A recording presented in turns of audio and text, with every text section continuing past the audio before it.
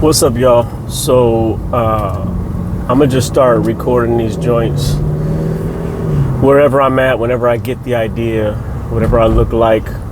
So don't mind me if I'm not, looking presentable or whatever.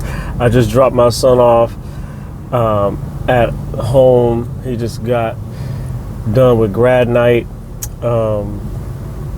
And I am excited for him. I'm excited, that he has graduated already and, going into a new phase. And I know, it's a lot of change that is afoot for him, but also I realize that it's a lot of change that is afoot for me because, as someone who was a truck driver for roughly 12 years, I didn't really get to spend a lot of time with my son, and he's 17 now. Of course, it's been a couple years since I quit, but he was 3 when I started. So I haven't really been able to be an example to my son the way that I could have been if I was home all the time. And of course, once we got divorced, me and his mother, that created a whole nother level of separation between the two of us. Not just the fact that I wasn't living in the same spaces as him when I was in town, but also the fact that there was separation that was created, by the relationship between his mother and I. So what I realized, as far as lately in terms of the amount of change that is coming to my world, is that I have to be visible for him. And, I when I look at my life and, how things have turned out, I think about the amount of growth that I have come into within my own self over the last year, really more than that, but especially over the last year.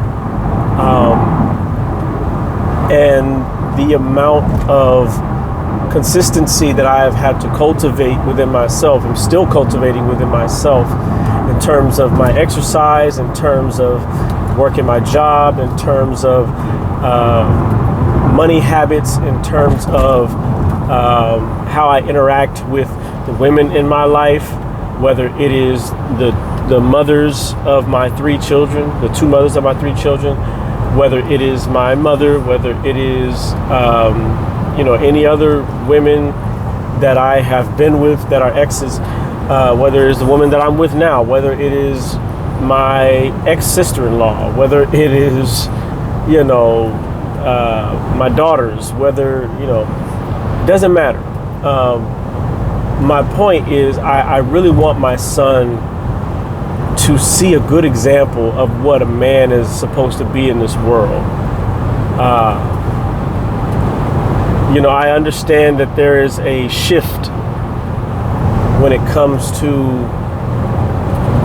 young men that takes place once they reach the age of 7, but especially once they reach the age of 14.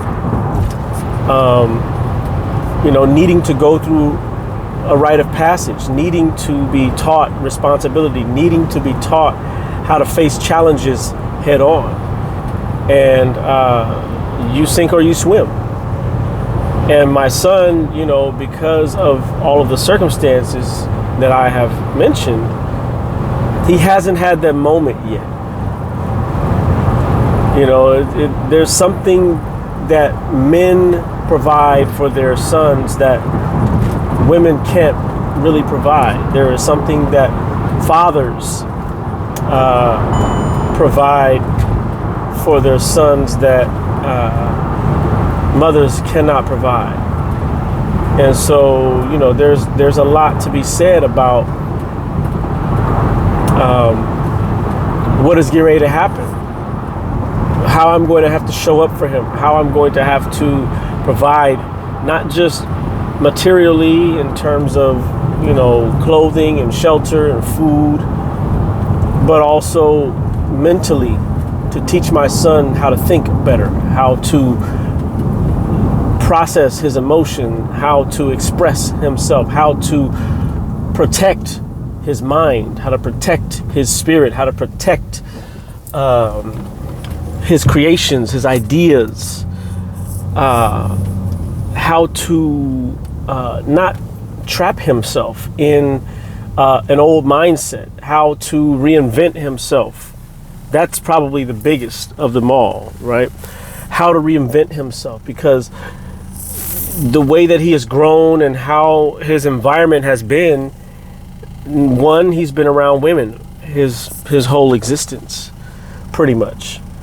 And two, on top of that, it hasn't really necessarily been the most peaceful environment for him. And I'll just, So learning to live in an environment, that is peaceful, where there is no offenses, where there are no real aggravations or aggressiveness taking place, will feel foreign to him. And because of that, I don't think he's going to know how to act. I don't think he's going to know how to allow his true self to emerge. And frankly, I'm actually excited for him. Even though it's going to feel foreign, I'm excited for him, because I know when he feels his true nature in the spaciousness that I provide, with the discipline that I provide. Listen, this boy, because he is a boy still, is going to bloom into a man right in front of my eyes. I know it's going to happen. I know it's going to happen. And, frankly, there have been moments where I have thought selfishly, in terms of, and I'm gonna just be real, in terms of wait till his mother sees how valuable I am, because there have been moments where she has imposed her will, forced her will, manipulated her will, and it's no knock to her. People do what they feel they have to do. But when those moments have happened, in order to keep peace with the mother of my two oldest children, I allow it to just be what it is. I just let it be what it is. And in the process of that, she has attempted to delegitimize my perspective on both of our children, our daughter and our son, to where whatever she says goes.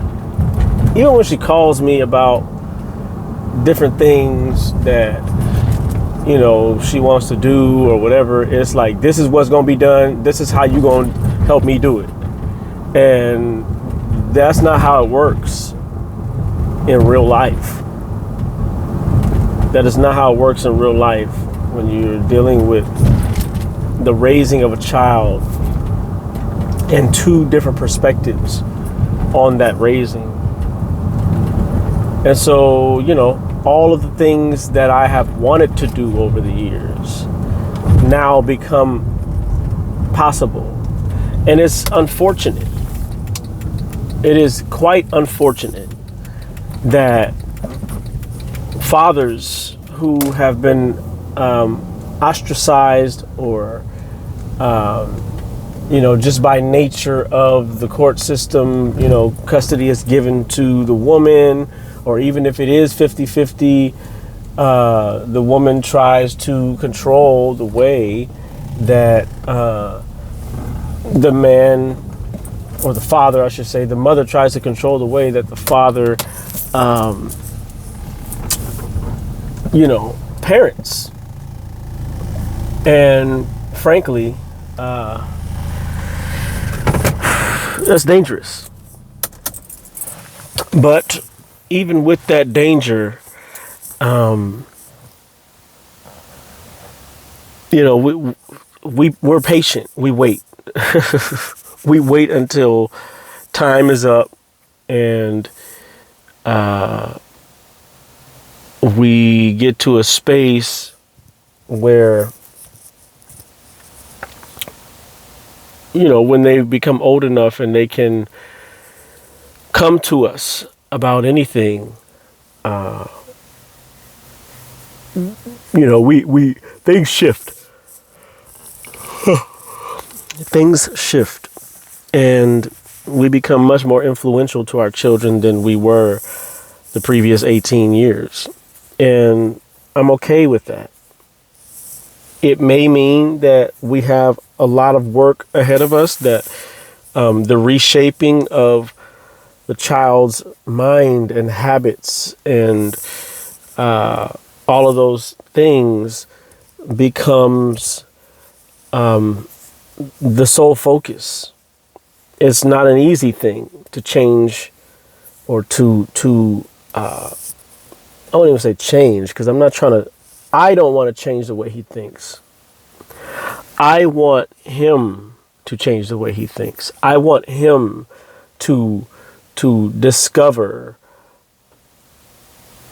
whatever works for him, because what works for him may be different from what works for me. I'm not here to shape his mind anymore.